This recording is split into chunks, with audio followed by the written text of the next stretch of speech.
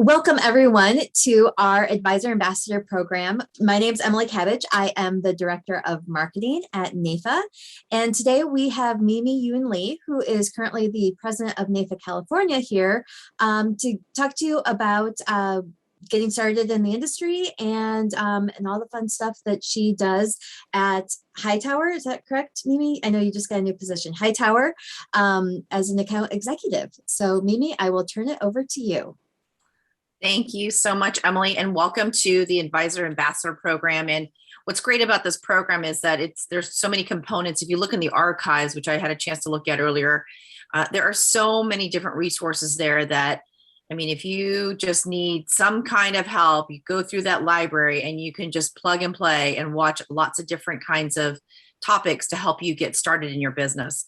You know, one of the purposes of this program is to help advisors start building a business, start building their livelihood, their career. And I think that what's important about, for instance, my session today is that these are going to be the building blocks.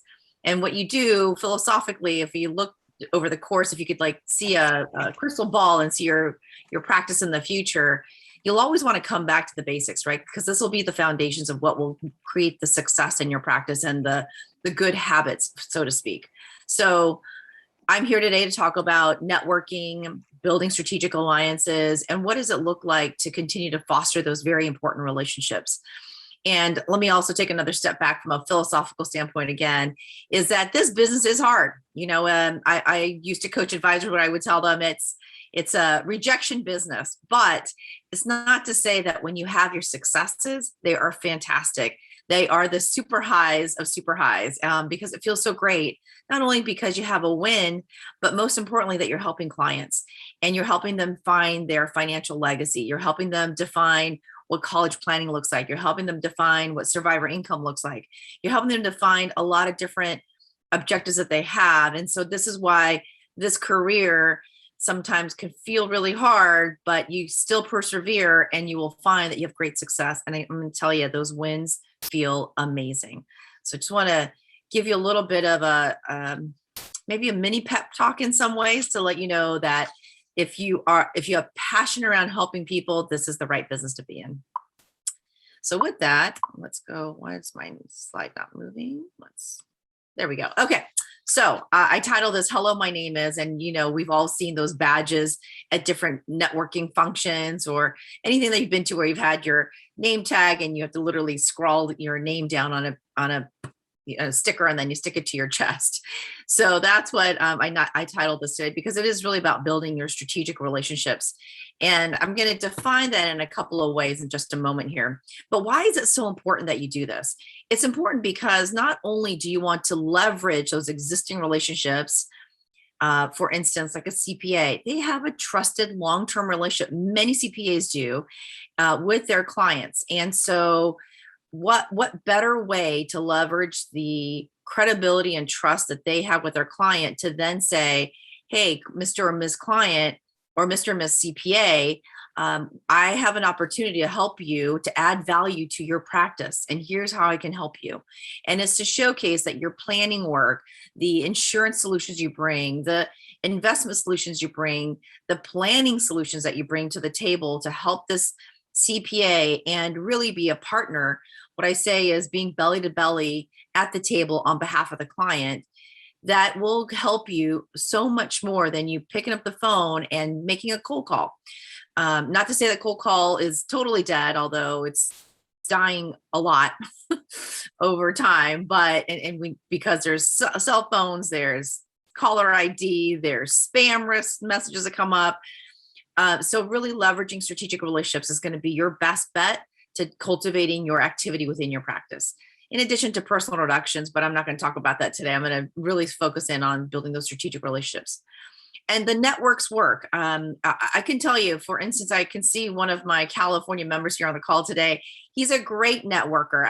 He knows so many people, and he's just a great example of really staying engaged, staying involved, and being a part of the community. And when I say being a part of the community, it's not just your community of maybe your family and friends, but your professional community. And it's so important to make sure that you are connecting with those that are, in the Venn diagrams, the circles of influence that will help each other. So maybe they're attorneys, maybe they're CPAs, maybe they're mortgage brokers, maybe they're life coaches, maybe they're financial coaches out there. No matter what, you've got an opportunity to build your network out. So it's important that you are looking at your practice from that perspective and really giving yourself a boost up from that perspective. So I'm showcasing here, what's the difference between a strategic alliance and centers of influence? And I'm bringing this point up because I think it's distinctive. And I just want to share some food for thought for you. You don't have to take this to the bank. You don't have to adopt this, but here's where my philosophical outlook on strategic alliances versus centers of influence is. A center of influence is somebody that you know really well. They are in your community. They are perhaps somebody who's socially well-known, or maybe charitably well-known, or even professionally well-known, or maybe even all of the above. But you've had a relationship with them for a number of years. You like each other. They've always been there to help you out in your past endeavors, whatever they may be. So that center of influence is somebody you go to and say, hey, John, I am just starting my practice, or I am looking to build my niche in this specific area. Maybe I want to work with remodel construction owners, business owners. And I know that you have such great influence in the community. Can I tell you a little bit about my process, how I work with my clients, so that you can maybe help me brainstorm about people that you know that I can get introduced to? Maybe you can perhaps send an email and you can introduce me through that email so that I have an opportunity to meet more people within this niche that I'm trying to build. So that's a center of influence. Somebody who likes you, doesn't necessarily have to be a client, although it'd be great if they ultimately became a client, and they may, by just seeing how you continue to grow your business. But they are invested from the heart. They want to make sure that you are going to succeed and you're going to do well. And that's what a center of influence is. And they just have influence in any one of those areas I just talked about: socially, charitably, professionally. Now, in the strategic alliance venue or world, I look at that as somebody who has a book of clients. So that's what I mentioned just a moment ago: CPAs, enrolled agents, attorneys, maybe specifically a estate planning attorney, or maybe specifically a personal injury attorney, or maybe specifically a business planning attorney, maybe somebody who is in family law. You can also look at mortgage brokers, or again, life coaches, or just think outside the box. Who are people who have a book of clients that you would like to get yourself in front of?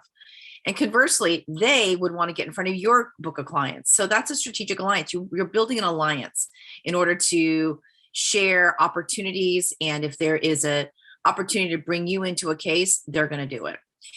So the strategic alliances, depending on your firm, may or may not have a financial impact, meaning some have an opportunity to share commissions or share fees. In the state of California, I believe we don't allow for referral fees. So that would be something that you'd want to just check with your broker dealer or your firm to make sure that that is allowable. Other times it might be that if it's just it's a nice handshake, right? So they know that you are going to bring them, for instance, if we're going to use that CPA example again, they know that you're going to bring opportunities to bring more tax opportunities or more valuation opportunities, something along the lines where that CPA can gain more opportunity for a business, for more better business in their practice.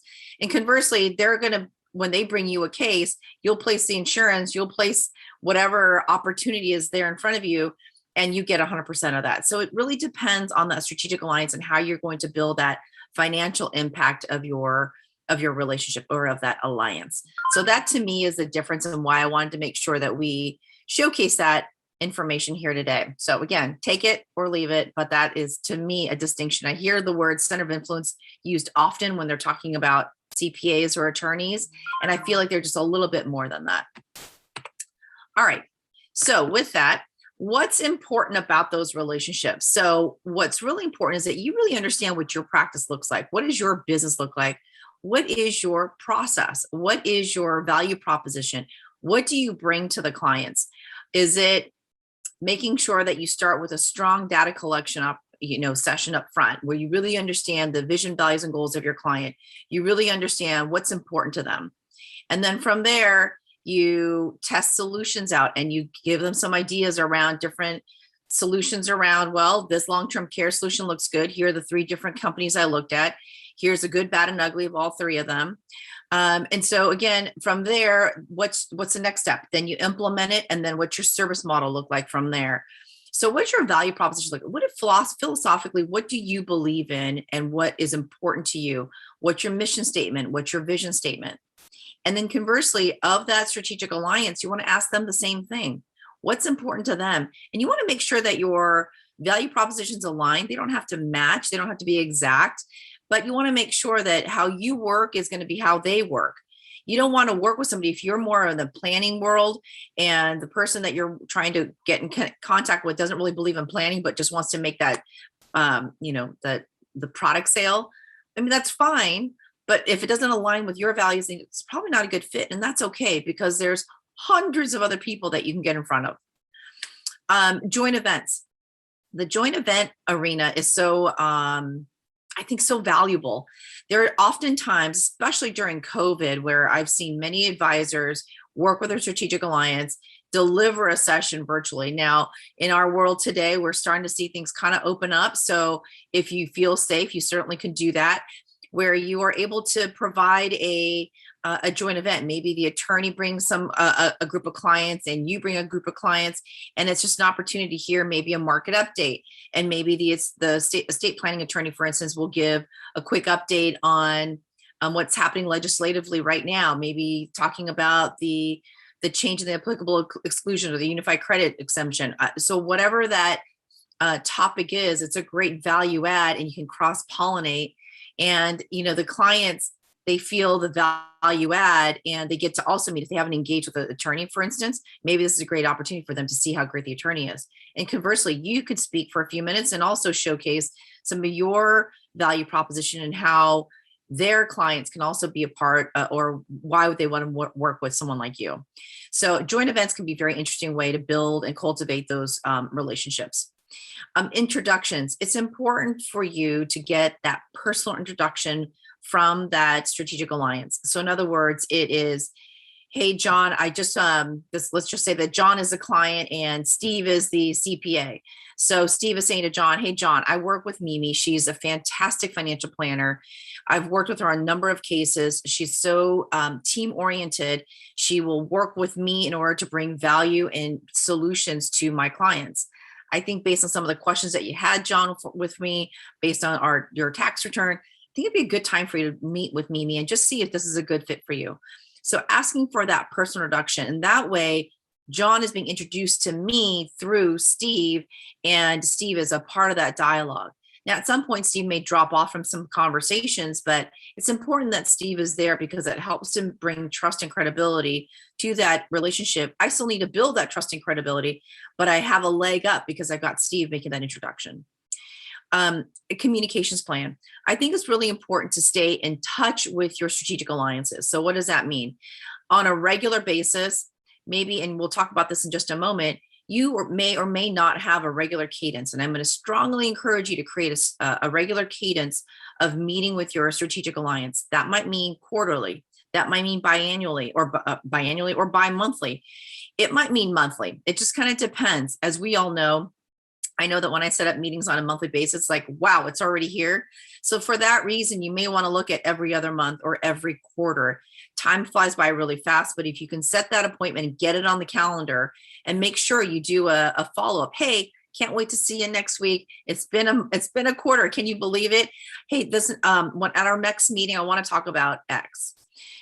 So just make sure that you set up that communications opportunity, but also to set up an opportunity for you to send out, maybe you have a regular newsletter that you send out by email. Get that email or get that newsletter in front of your strategic alliance. Let them see the kind of information you're sending out to your clients, prospects, strategic alliances, center of influence. I mean, your communications plan should be really to everybody that you touch, because you want to continue to grow your network. And for those prospects, maybe they see something that really resonates with them, and that's an opportunity. So take a quick little side jump there with marketing. But my point there is your communications plan, your newsletter that goes out electronically, don't don't discount the idea because you think, oh, well, people just throw things away. Doesn't matter. There's a moment that that email comes across with your name on it, and they're going to see it, whether it's for a split second or there's something compelling in that subject line that says, I need to look at that. I can't tell you how many times I'm on so many different email drip newsletters. And if I see something in that subject line that looks interesting, I'm opening it. Now, will I spend a lot of time in there? If it's again, I'm going to make that determination. It's going to be a quick 30-second, not even that, 15-second read of the subject line. And it says either more, click here, or I just think, okay, I'll get to it later. And maybe I save that email when I have more time, when I know it's something that I want to dig into, or it's, okay, I saw enough, I'm going to move on. But again, you made an impression, right? That email came across, they took a look at it, decided yes or no this month. Maybe next month they'll say yes. But the point is, if you have a regular communications plan, not only to your prospects, but your strategic alliances, I think it's really important. I've seen some advisors use professional, more technical newsletters for their strategic alliances, especially if it's like a CPA or an attorney. Maybe it's something that is written professionally. I think Steve Leinberg has some newsletters that are out there that are more technically written. And that might be a little bit something where you want to consider that kind of email or that kind of regular communications plan to your strategic alliances.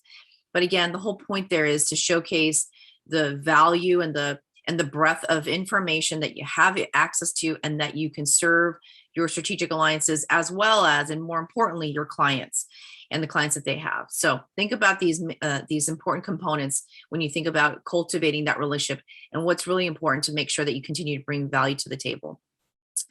So can't stop, won't stop. What I mean by this is that you need to have a regular, sustainable, meeting that stays on the books. I talked about that just a moment ago, quarterly. I think it's really important that you have something where you agree to it. Hey, thanks. And this is what your first conversation might look like. Hey, it was so great to meet with you. I really am intrigued by your practice. And again, I hope that I've brought some interesting points. Was there anything in my conversation today that was missing that you thought, boy, I thought that this person was going to talk about X? And so make sure you kind of do a value check to ensure that if you're not a good fit, you'll know, because if they blow you off, you'll probably know why they're blowing you off. Maybe it just isn't a good fit. So ask that question and then say, so I'm so glad that this was a good fit for us. I'd like to set up a regular cadence. I know that we all get so busy. So if we don't put something on the calendar, it just doesn't happen, right?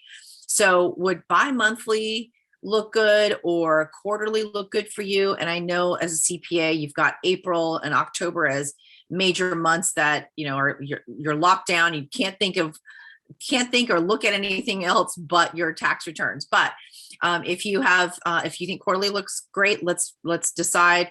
And by the way, pick a cadence. So it's like the third Thursday of the third month of every quarter, right? And then as soon as you get back to the office, you're planting that calendar appointment on their schedule, and call it something where they'll remember. It's strategic alliance, Mimie, Steve, one-on-one, 30 minutes or something along those lines.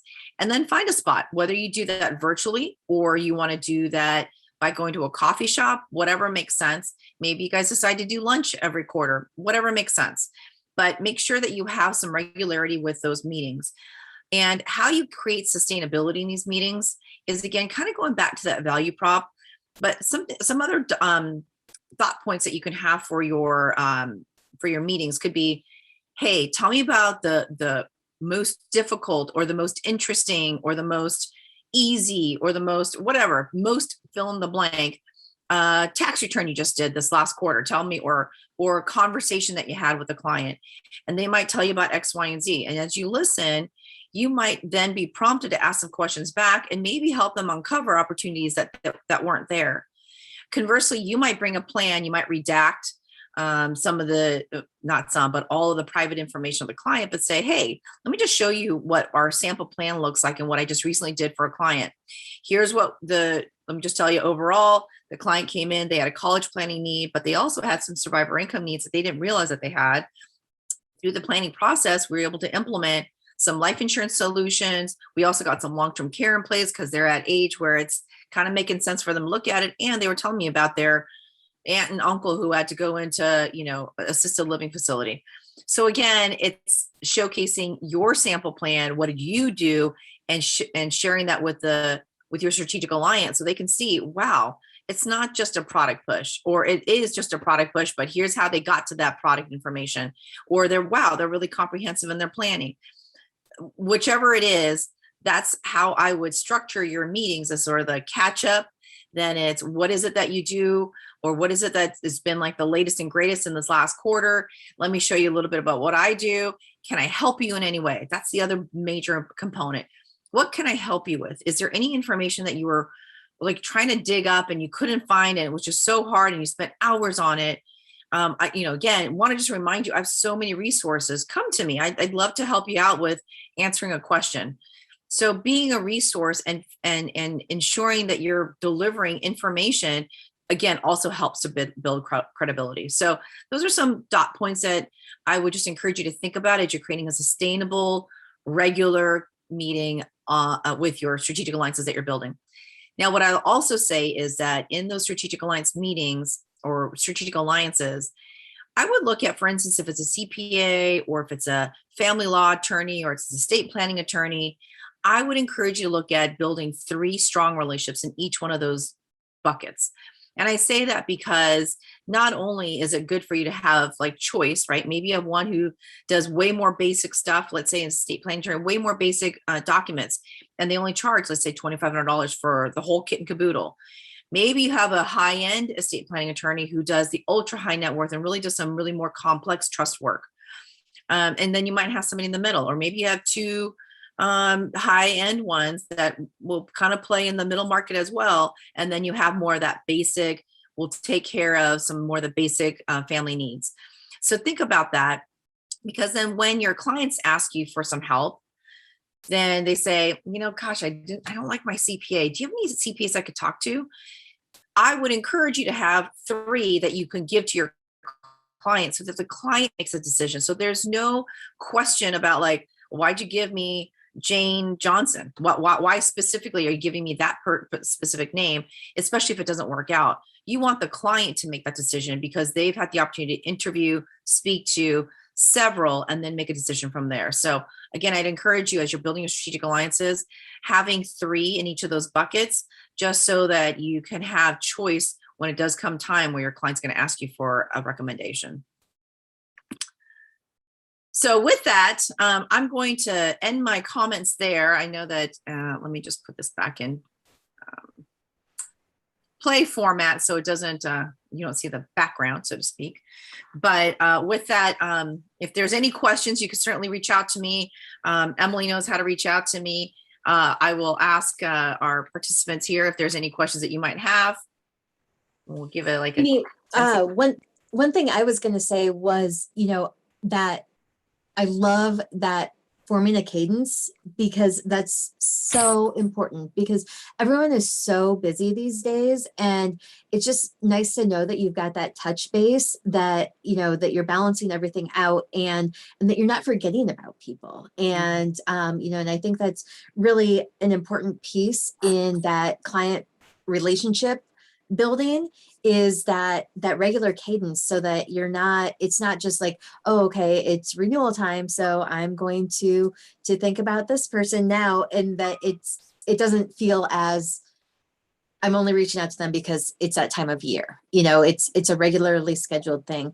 The other thing that I really thought was interesting that you talked about was the difference between centers of influence and strategic. Thank you. Strategical. I was like, wait, it just slipped my mind. Yes, strategical, because so often that that is a people use those terms interchangeably, but they really aren't. So I thought that was a really brilliant point to kind of talk about the differences there. So thank you for your insights on that. Thank you. Appreciate that. I just I know that it can easily be interchanged and everybody has their own vernacular, but I feel very strongly that they have 2 different places. So thank you for bringing that point back up again. Yeah, good stuff, Mimie. Awesome. Thank you, Rich. Appreciate that. I would just talk about also joint work. I think you may have mentioned it, but I think it's very important for younger advisors to do joint work with senior advisors. I think that's important as well. So Absolutely. Great point. yeah. And as it relates to, it's such a great point. Thank you for bringing that up. So as it relates to working with a more senior or mentor advisor, the other place where it's important, not only the joint work where you're going out and working with the client face to face, but going out and watching how the senior or mentor advisor builds that relationship with their strategic alliance. It's super important to see how they cultivate that relationship, because my guess is that your mentor, your senior advisor definitely has some strong relationships out in their marketplace, out in their community. And what a great way for them to bring you out on those calls. Now, the other thing I'd ask you to do is to ask your mentor, your senior advisor, to say, hey, next time you go out, can I come? Because what I'd like to do is see if there's a junior, junior CP or junior attorney, or, somebody who's also sort of in my same time frame in the business, and see if we can cultivate our own relationship so that I can build my own strategic alliance as well. So that's another great opportunity where you can leverage that mentor or that senior advisor in a joint opportunity to be in front of a strategic alliance, and so that you can learn how to cultivate those relationships too. Yeah, it's important. I think younger advisors, they feel maybe a little intimidated to go to the people that they know, only because they just got in this business, or they think they don't know enough. And that's why I think bringing along that senior advisor would break the ice a little bit as far as their comfort level. So. Yeah. And I will also say one other thing is to create a predictable process. There was a quote, it's not attributed to anybody. It was in a marketing handbook I saw many, many years ago. And it said, any system beats daily inspiration. So why is that important? So when you go out to these strategic alliance meetings, when you're meeting them for the first time, and what every meeting looks like from thereafter, now, of course, the conversation will take its own evolution in each of those conversations. But if you can create a process where it's predictable and you can just expect you're going to do X, Y, and Z every single time, you're always going to bring out a packet that has your bio, maybe information about your services. And that gets, brought out every single time. And you talk about, hey, let's catch up. And then it's, hey, here's my sample plan. And hey, here's what's going on in your practice. If you have that formula for every single time, it won't feel so chaotic. So that's the other thing I would encourage you to do, is to create a process. What does your conversation look like every single time? And again, conversations will evolve, but it'll be so much easier for you when you think about, oh, I've got the strategic plan alliance meeting. I got to go out and, I know exactly what I'm going to talk about, or I know exactly what I need to bring. It's sort of like already ready to go. So think about process. Awesome. Thanks. Well, Mimie, thank you so much for your insights as always. Great information, and looking forward to putting this also on demand. So everybody who didn't catch it live will get the recording, so that we'll send that out to everybody who signed up for this month's Advisor Ambassador. So thank you so much, Mimie, and we will talk soon. We'll see you in December at the leadership meeting. Yes, I will be there with bells on. Thank you. Thank you. Bye.